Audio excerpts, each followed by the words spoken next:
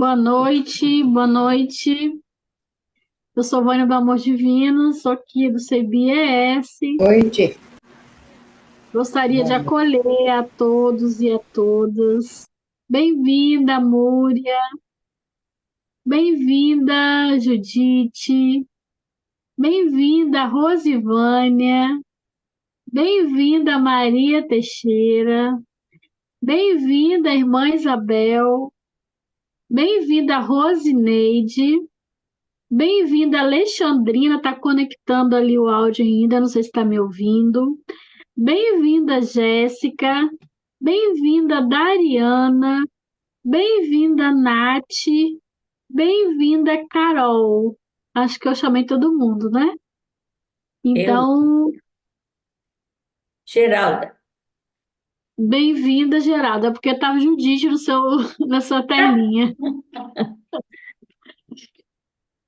Então, bem-vindas e bem-vindos. A gente está no primeiro encontro da profecia com essa temática, e eu vou convidar então ao Saulo que se apresente aqui para o nosso grupo, que é o nosso assessor hoje.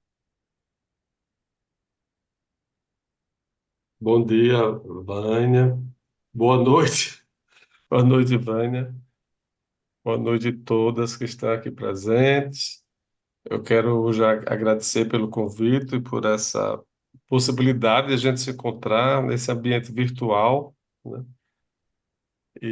Mesmo estando virtualmente conectados, a gente também pode construir conexões espirituais que nos ajudem a refletir, né, sobre esse tema que vocês estão propondo.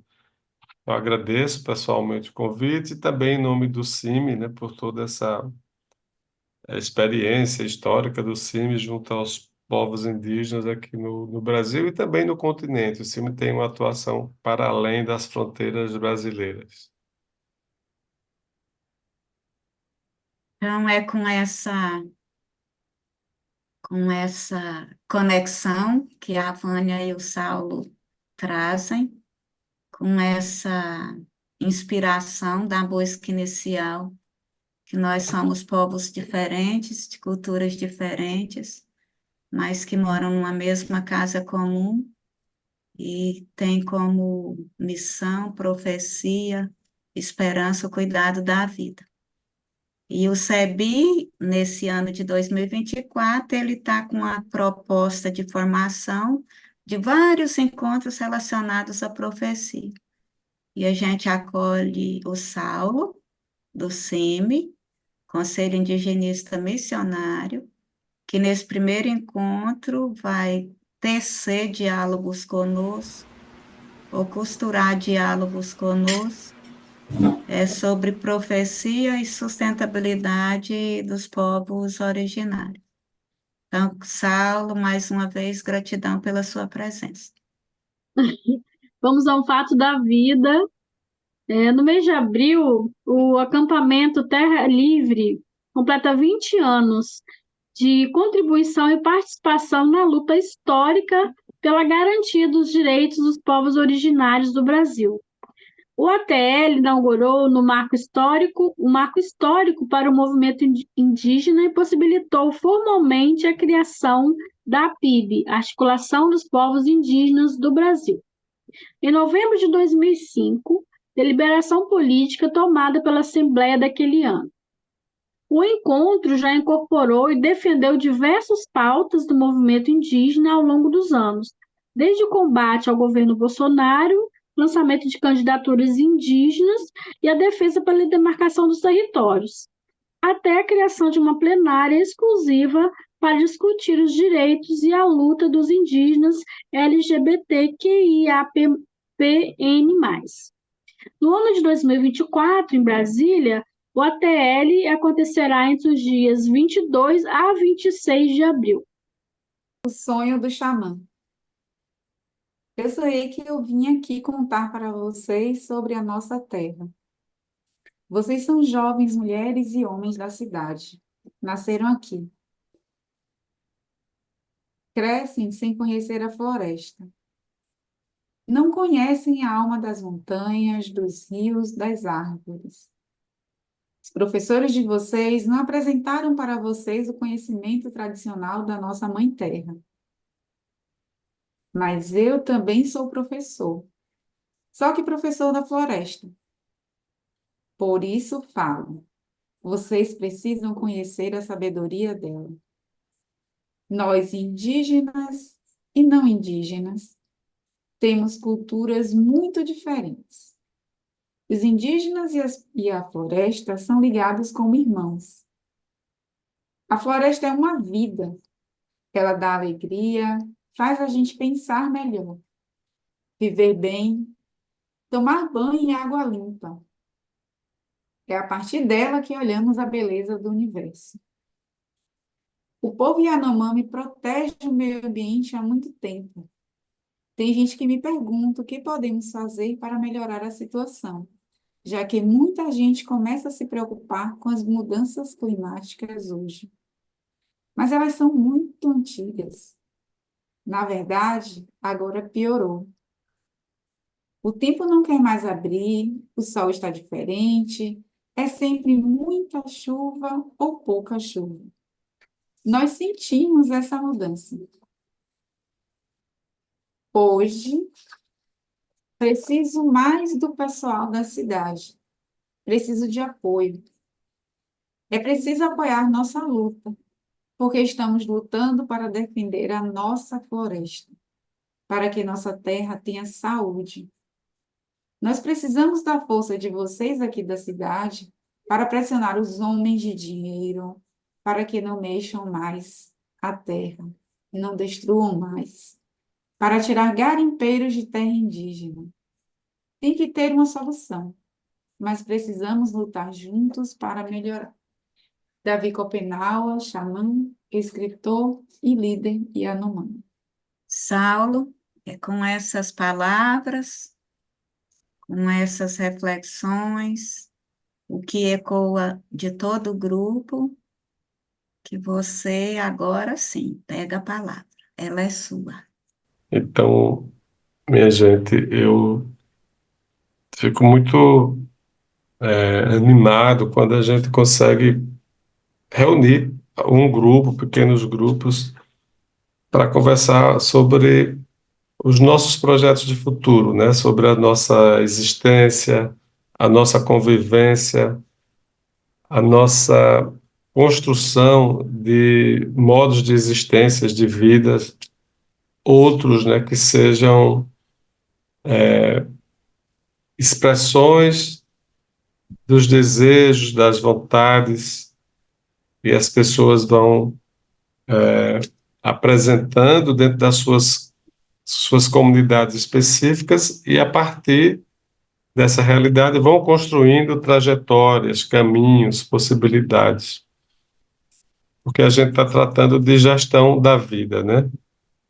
E a gente vive dentro de um sistema mundo capitalista onde a gestão das vidas humanas ela é feita pelo Estado, né? O Estado é quem determina tudo, o Estado é quem controla tudo, e parece que nós, os humanos, não somos capazes de criar outra forma de organizar a vida que não seja através do Estado. E quando nós sabemos que tem, né? A gente nós, os cristãos, que temos conhecimento sobre as experiências de vida dos primeiros cristãos e comunidades, nós que temos conhecimento sobre as experiências de vida das populações tradicionais, dos povos originários, que são possibilidades várias de organizar a vida e de viver a vida, pensando projetos outros de mundo, né, de organização de sociedades. Então, quando a gente se coloca para refletir sobre os povos originários, a profecia e sustentabilidade, a gente também começa a pensar em todo o processo de construção da sociedade brasileira, isso que nós temos hoje, o resultado de hoje dessa sociedade, que é fruto de muitas violências, né? Que é fruto de muita opressão, que é fruto de muitos massacres, que é fruto de muitos genocídios. E esses povos que foram as vítimas desses processos todos, eles sempre testemunharam profeticamente. Tem uma parte da história do Brasil que a gente não vê na escola, que não nos contam, que diz respeito ao profetismo tupi. E esse profetismo tupi, ele produziu muitas resistências, muitas possibilidades de resistência. Então, todos os povos que viviam na costa, no litoral, que são desse tronco tupi, né, eles vivenciaram durante o processo de invasão desse território da Pindorama, depois chamado de Brasil, eles vivenciaram muitas experiências de resistências a partir das profecias, a partir desse conjunto de narrativas, de mitologias que lhes deram a força para lutar, para resistir. E, infelizmente, nós não temos no Brasil, a exemplo do que ocorre em outros países, como no Peru, na Guatemala, no México, nós não temos escritos deixados pelos indígenas durante esse período. Mas alguns pesquisadores buscaram informações e conseguiram escrever alguns registros importantes em relação a esses povos. Então, em relação a esse profetismo tupi, eu vou partilhar com vocês aqui um texto, uma pequena citação que eu retirei aqui do livro da historiadora Maria Isaura de Queiroz, que ela diz o seguinte: os profetas indígenas iam de aldeia em aldeia, apresentando-se como a reencarnação de heróis tribais, incitando os índios a abandonar o trabalho e a dançar, pois os novos tempos que instalariam na terra uma espécie de idade de ouro estavam para chegar. Esse registro dela é feito a partir dos escritos, das narrativas dos primeiros missionários. Os primeiros missionários, eles morriam de medo dos profetas indígenas. Porque os profetas indígenas, que eram os xamãs da época, que eram os pajés da época, eles, quando foram levados para as experiências das missões, acessaram a língua, porque os missionários traduziam para as línguas indígenas, eles começaram a entender que as narrativas, os mitos indígenas, eles tinham muita relação com o Evangelho. Então, o mito da Terra Sem Mal, por exemplo, que é um mito que vai impulsionar todo esse profetismo tupi, isso que nós estamos aqui denominando de profetismo tupi, a partir de construções teóricas feitas por alguns estudiosos, por alguns autores, né? Eles vão nos mostrar isso, que os indígenas vão ouvir a pregação do Evangelho, vão entender que há alguma semelhança, alguma aproximação entre essa perspectiva de vida, a forma de viver a partir dos valores cristãos e a forma de viver a partir de seus próprios valores. E eles vão entender, então, que se os missionários, eles são propagadores do Evangelho, eles deveriam viver de acordo com o Evangelho. Só que esses indígenas vão começar a perceber as contradições, né? E vão começar a fazer aqueles discursos, como o trecho que eu li há pouco da historiadora Maria Isaura, falando que os indígenas escutam os missionários fazendo o anúncio do Evangelho, mas ao mesmo tempo vão identificar que esses missionários estão conduzindo o povo para a morte, para a prisão, para as reduções, porque aí ficam restritos aos espaços das missões, e eles vão perceber que essas pessoas não são autênticas, porque não testemunham aquilo que pregam. E aí vão surgir os profetas indígenas que vão chegar nas aldeias, onde os seus parentes são aldeados, e vão dizer: olha, não se submetam a esse trabalho, porque nós não nascemos para viver escravizados.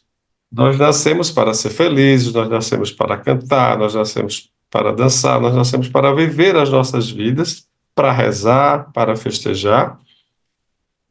E faziam esses discursos com base no mito da Terra Sem Mal, dizendo que haveria um outro lugar aonde a forma de viver era diferente. Então, convocava os parentes para deixarem aqueles aldeamentos. Os aldeamentos nós poderíamos associar aos campos de concentração da nossa época, criados durante a Segunda Guerra Mundial. Então, ficava todo mundo aprisionado naquelas aldeias e submetidos a regime de trabalho forçado, etc. E os profetas chegavam e diziam: não, não se submetam. Então, haverá um tempo que vocês vão chegar a um lugar onde não precisarão plantar roças, porque vocês vão poder coletar da própria natureza, aonde não vai haver mais envelhecimento, porque todo mundo vai viver feliz, então não vai haver dor, não vai haver sofrimento. Esse discurso todo, ele se dava com base no mito da Terra Sem Mal.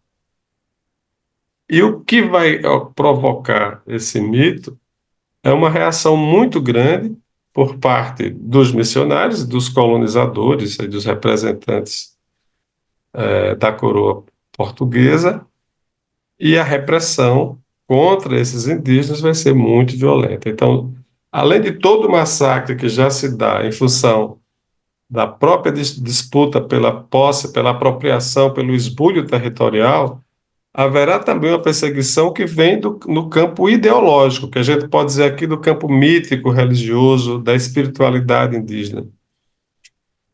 E vai chegar vai acontecer um fenômeno nessa região, na região nordeste do Brasil, essa região próxima ao litoral, que os indígenas, ao serem perseguidos pelos missionários, eles vão criar as suas próprias comunidades, e essas experiências que eles vão criar, eles vão vivenciar também a partir daquilo que eles escutaram do Evangelho, que eles aprenderam do Evangelho.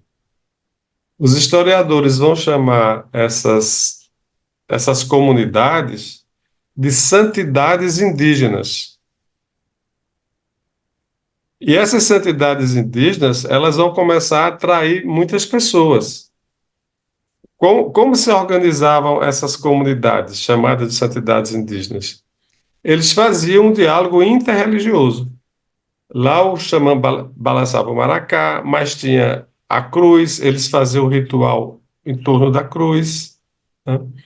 Então, havia mesmo o processo xamânico, do ritual xamânico, né, das pessoas vivenciarem na sua espiritualidade as práticas do xamanismo, e os missionários vão ficar horrorizados com essas práticas, e mais horrorizados ainda porque muita gente vai aderir, inclusive não indígenas, vão começar a participar das celebrações também com os indígenas. A gente está falando isso aqui, está falando aqui de século XVII. Então, isso vai acontecer do final do século XVI até o século XVII. E, em função disso, alguns indígenas vão ser vítimas da Inquisição. Então, que é outra coisa que ninguém fala no Brasil, né, que indígenas foram vítimas da Inquisição pelo fato de estarem construindo vou usar aqui as aspas, igrejas indígenas clandestinas, que são aquelas experiências que não são aceitas, que não são reconhecidas pelos missionários da época. E vai haver uma dessas santidades indígenas que a pressão, a tensão vai ser tão grande, e os missionários vão dizer que o Papa vai condenar e tudo, que o cacique é a santidade indígena de Jaguaribe. Vai dizer, bom, então eu vou ser o Papa agora, na minha comunidade eu vou ser o Papa. E ele se autodeclara Papa, e por isso que vai ser considerado uma grande heresia, e ele vai ser, então, denunciado na Inquisição. E para agravar ainda mais a situação, ele colocou o nome da esposa de Santa Maria, em homenagem à Nossa Senhora. E tudo isso foi visto como atitudes heréticas, e ele foi condenado. Então, vejam, as profecias que são originárias, e aqui eu estou destacando a profecia da Terra Sem Mal, e esse mito da Terra Sem Mal ele vai ter mais de uma versão, mas essa profecia ela se deu a partir de um diálogo interreligioso, onde os indígenas faziam esse diálogo com o cristianismo, com o evangelho. E eles entendiam que não havia antagonismo entre as suas experiências de vivência da fé e a experiência do cristianismo. E aquilo que eles estavam vivenciando era uma prática de diálogo interreligioso e intercultural. Mas o fato de usar o maracá, o fato de vivenciar a experiência a partir dos valores das suas culturas, foi visto pelos missionários de então, pela igreja de então, como heresia. E por isso eles foram perseguidos, foram castigados, e essas chamadas santidades indígenas, elas foram perseguidas, violentamente perseguidas.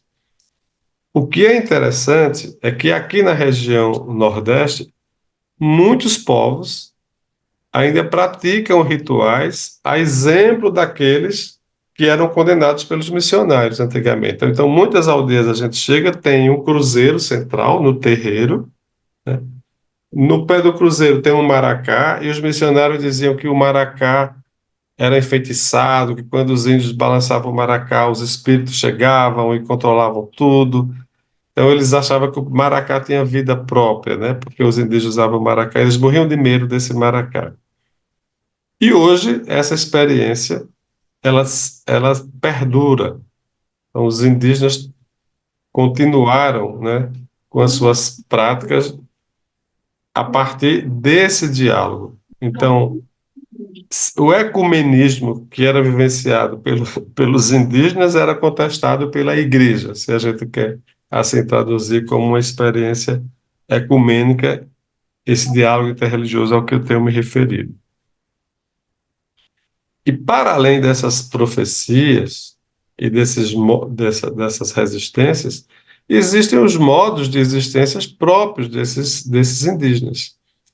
Então, os modos de existências, eles são todos ancorados, embasados nas filosofias, que a gente chama de cosmologias indígenas, porque o que é de branco a gente diz que é filosofia, o que é de indígena é menor, é cosmologia, né?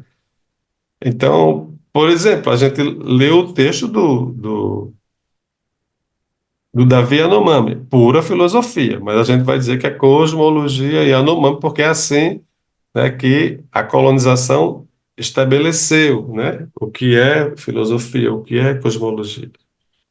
Então, essas filosofias que são inspiradas em narrativas mitológicas, elas vão definir ou influenciar os modos de existência.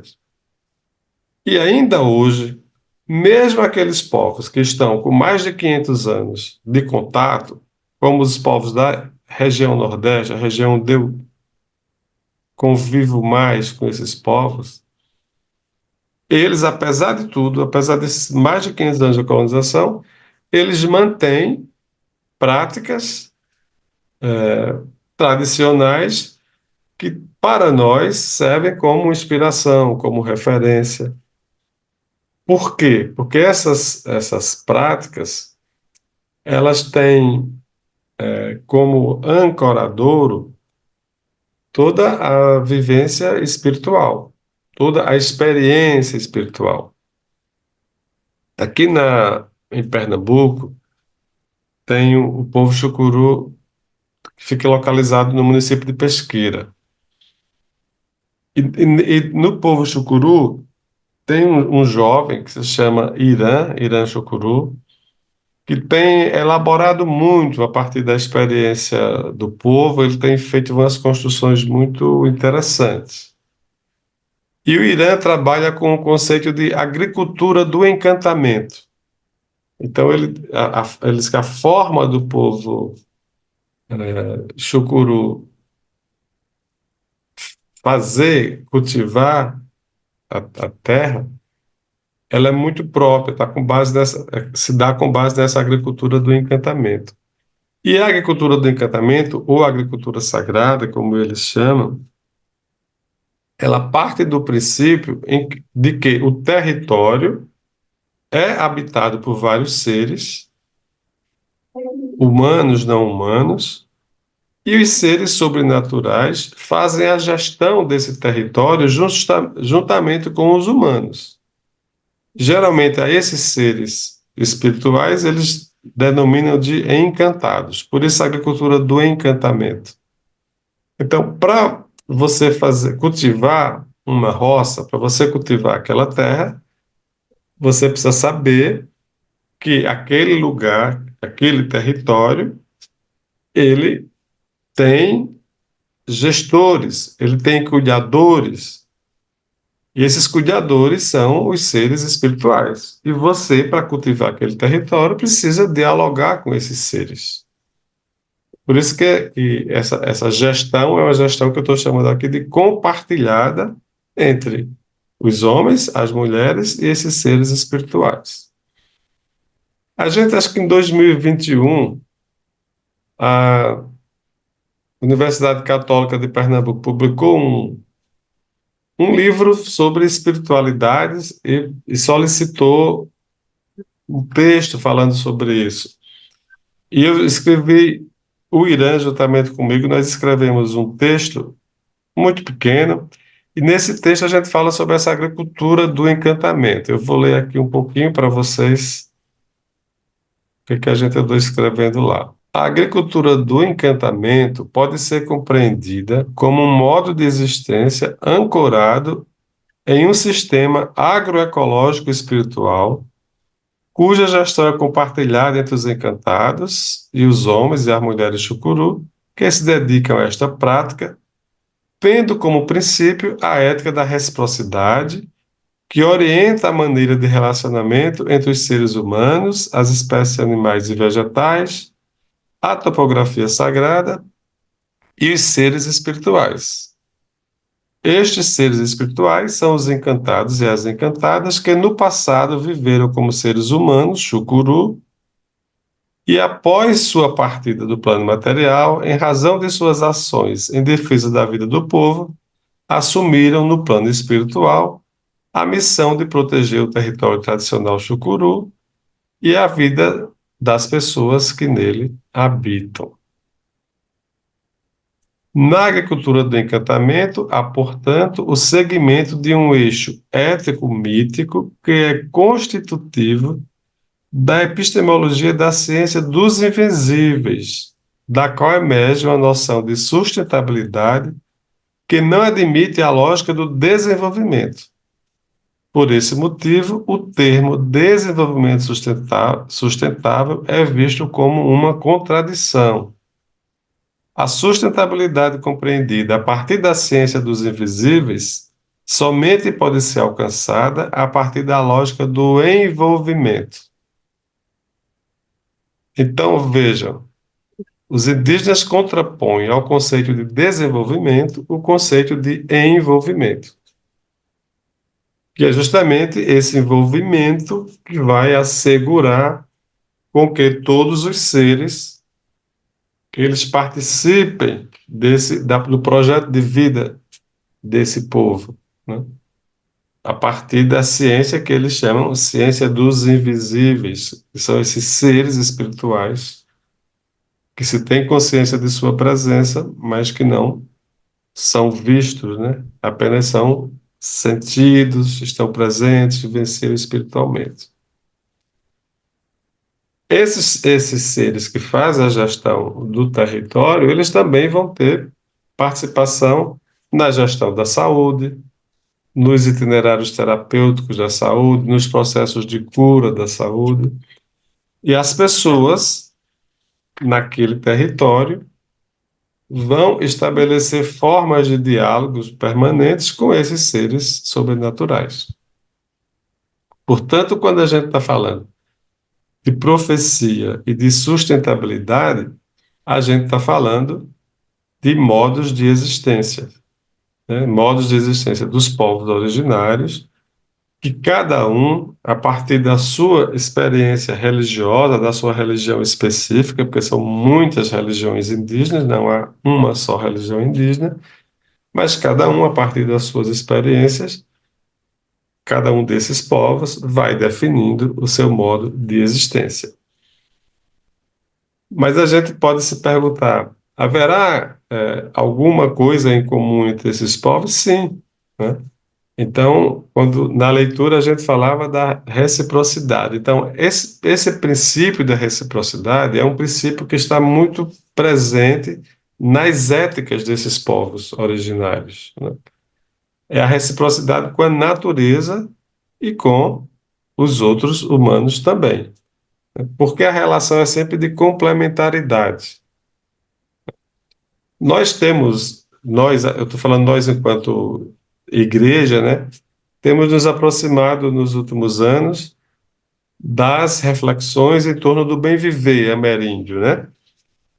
E a gente começou a perceber que cada povo indígena tem essa forma própria de viver, que seria o bem viver específico de cada povo. Porque esse bem viver vai se traduzir em experiências concretas. Então, o bem viver do povo Aymara na Bolívia, o bem viver do povo Quechua no Equador, no Peru, ele vai ser específico.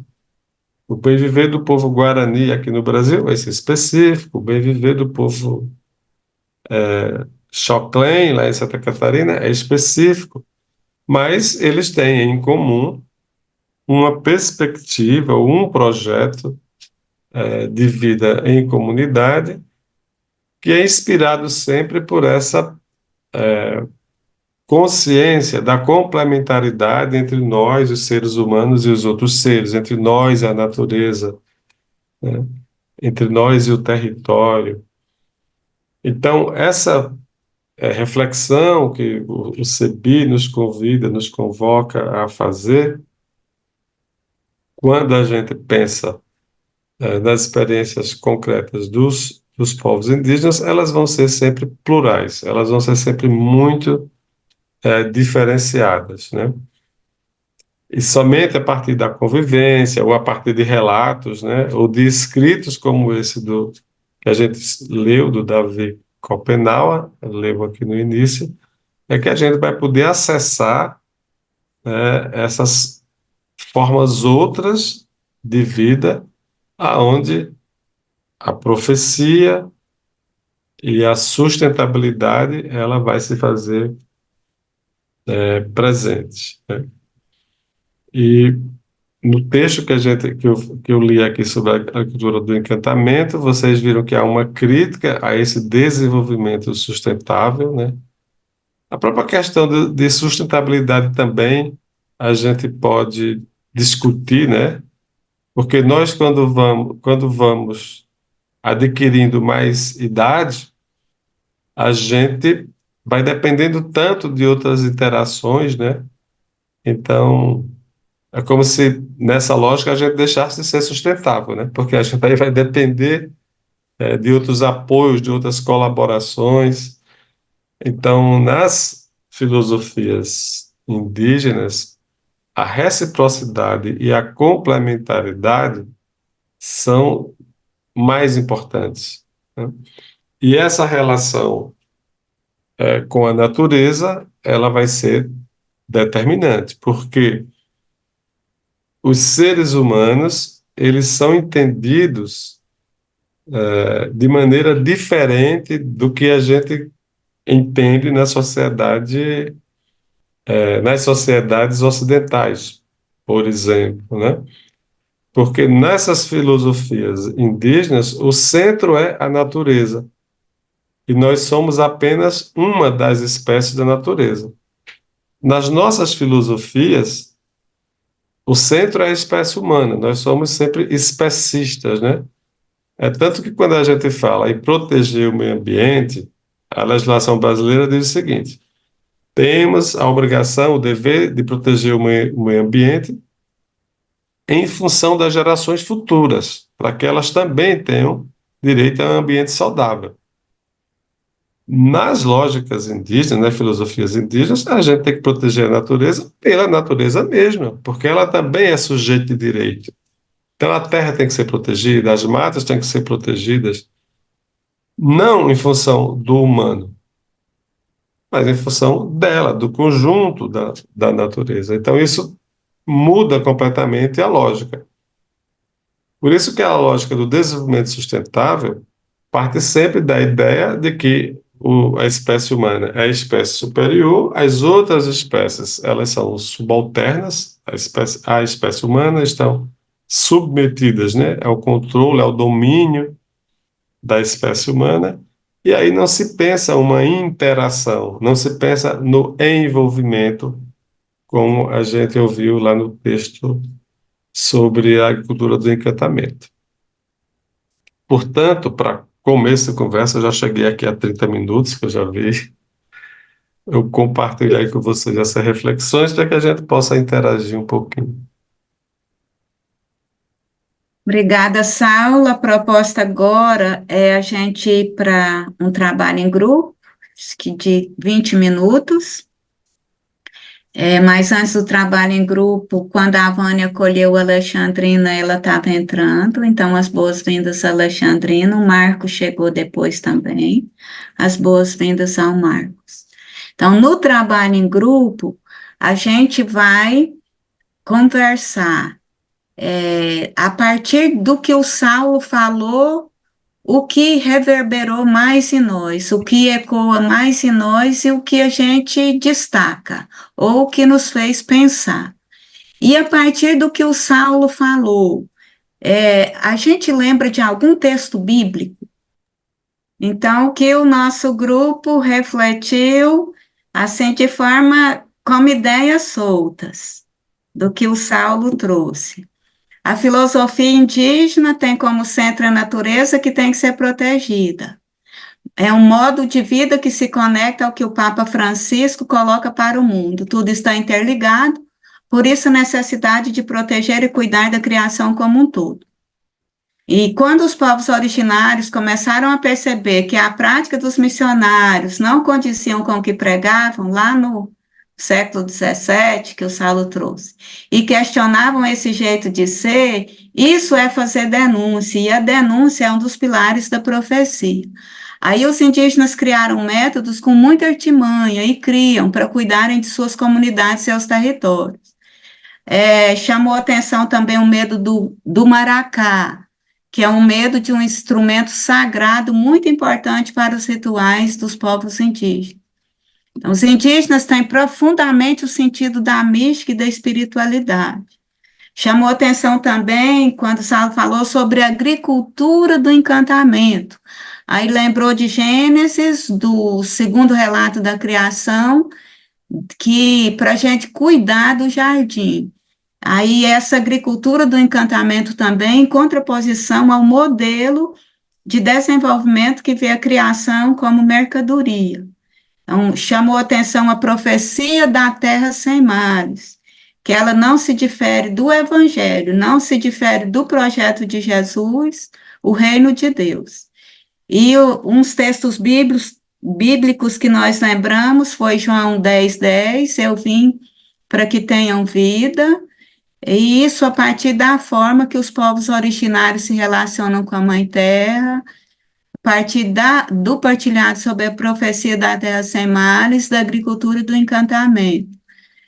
A questão da alegria, de dar valor ao que cultivam, que nos ensinam a cuidar da própria terra, a respeitar a Mãe Terra e o que nós somos. E aí o grupo lembra o texto do primeiro relato da criação, e Deus viu que tudo era bom. Lembra também Eclesiastes 2:4, não há nada melhor para a pessoa do que comer, beber e desfrutar o produto de seu trabalho. Por fim, os povos indígenas saiu no grupo, são verdadeiros e transparentes. É o que é. É um povo que é o que é e oferece o que tem. Não tem esconderijo. São abertos e gente verdadeira. E quem está com o grupo aí da Dariana é a irmã Alda, Salete e a Laide. E é isso. Saulo, então, a partir do que você escutou, em 5 minutos, sem gravão. Aqui, Saulo, no SEBI, que você já conhece bem, a gente fala que ninguém sabe mais, ninguém sabe menos, as pessoas sabem outras coisas, não tem professor-aluno, e não tem que dar a palavra final. Isso tudo só para falar isso, então não é a palavra final, mas o que que você complementa e provoca mais ainda, emendando os diálogos.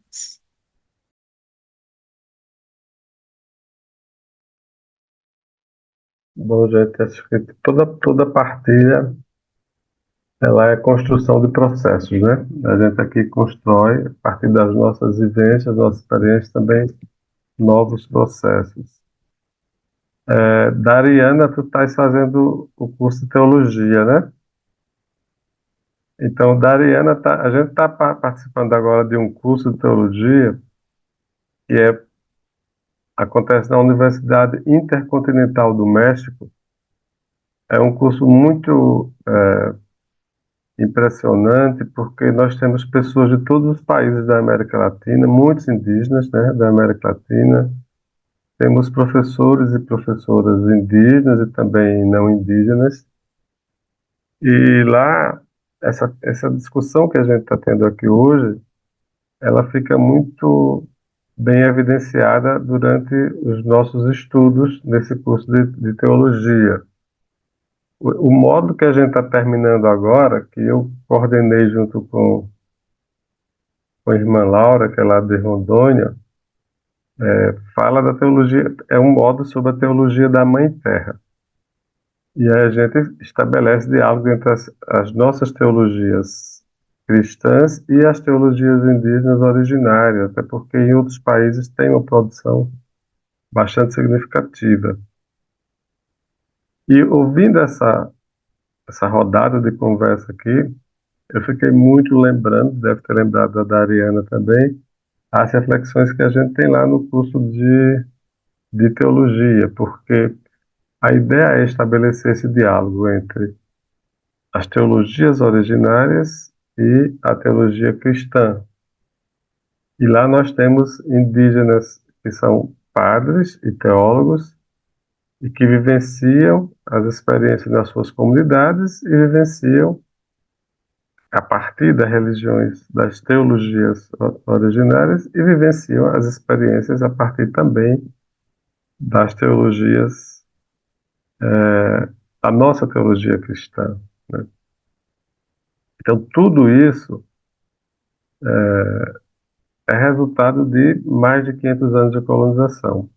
O que a gente está vivendo nessa noite aqui, a se propor a partilhar, é refletir sobre o resultado desse processo de colonização, né? Porque o processo de colonização, ele impôs uma forma única, né, de religião, e a gente hoje está passando e vivenciando a experiência de descolonização. E para que isso aconteça, a gente precisa estar aberto, né, para a descoberta, para os encontros.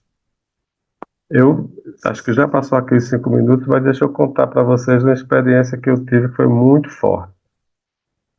Teve um período que eu fui vice-presidente do CIMI, que era 2006. E o presidente do CIMI era o Dom Franco Macedotti, que era bispo da Diocese de Balsas, no Maranhão. O, a Congregação para a Doutrina da Fé havia convocado todos os organismos pastorais que tinham atividade com povos indígenas nas Américas todas para o encontro na Nicarágua. Era para a gente prestar contas do que estava fazendo para ver se Roma ia ou não validar, que havia muitas denúncias, aquela coisa de as perseguições internas da igreja. E faltando poucos dias para esse encontro, o Dom Franco foi atropelado, ironicamente, por um pastor e faleceu. E a gente precisava ir para esse evento. Eu fiquei muito desesperado, porque era o vice-presidente, e eu disse, não faz nenhum sentido eu ir para fazer essa apresentação do trabalho do CIM, porque vem os cardeais de Roma e não vão aceitar um leigo falando, etc. Mas, enfim, não conseguimos nenhum bispo de última hora para ir, e eu fui. E lá, quando a gente fez os relatos, eu lembro quando eu fiz o relato sobre o CIMI, inclusive, eu fiquei com muito receio de como, bom, a gente estava sendo investigado, né? Era avaliado por um cardeal ligado à Congregação para a Doutrina da Fé. Mas o que aconteceu? Então, esse homem veio para fazer uma investigação, uma avaliação. Teve um dia que nós fomos todos para uma comunidade indígena. E lá teve uma celebração belíssima. Foi celebrada uma missa, mas durante essa missa, os rituais indígenas também fizeram parte da liturgia. E no final desse encontro, o cardeal, então, o responsável para fazer o relatório, ele disse, olha, o que eu tenho a dizer é que foi a primeira vez que eu participei de uma celebração onde eu tive a sensação das pontas dos dedos tocarem o céu. Porque a vivência da espiritualidade daquela comunidade, ela foi muito impactante. Então ele já adiantou o relatório dele, né? Foi a possibilidade de partilhar, a possibilidade de experienciar, a possibilidade de viver aquele momento tão intenso e perceber como aquela comunidade celebra a vida. Eu estou trazendo esse exemplo para dizer o seguinte: a gente pode falar várias horas aqui seguidas, né? Mas a gente só vai poder realmente perceber a partir da convivência. E para isso é importante que a gente esteja aberto, né? Nem todo mundo vai ter essa possibilidade, como Carla teve e outras pessoas aqui tiveram, de estar numa comunidade indígena. Eu morei durante alguns anos com o povo indígena, foi uma experiência muito importante com o povo funiô. Mas independente da gente morar ou não, a possibilidade de encontro, ela sempre existe, né? Dos encontros, os encontros espirituais, os afetos, a troca de afetos. E eu acredito muito que essas trocas de afetos, elas nos possibilitam ensinagens, conhecimento. E isso que a gente está fazendo nessa noite é isso. É que o CEBI sempre faz, né? E graças ao CEBI, quando eu morava com o povo indígena Funiô, a gente dialogava muito fazendo diálogo entre os mitos indígenas e textos bíblicos. Tudo isso que eu aprendia nas experiências do CEBI era como se fosse contação de histórias. Eles contavam os mitos dele e eu contava os mitos da Bíblia. E a gente via isso que vocês fizeram aqui. O que é que tem em comum entre o mito da Bíblia e o mito indígena e por aí vai. Até porque o Antigo Testamento é só mitos, né? E alguns que são bem difíceis de interpretar. Só com o CEBI a gente consegue fazer umas leituras interessantes. Mas é isso, eu quero mesmo agradecer por esse encontro com vocês. E é isso, não é para falar nem para concluir, é sempre para viver. vivenciar, experienciar.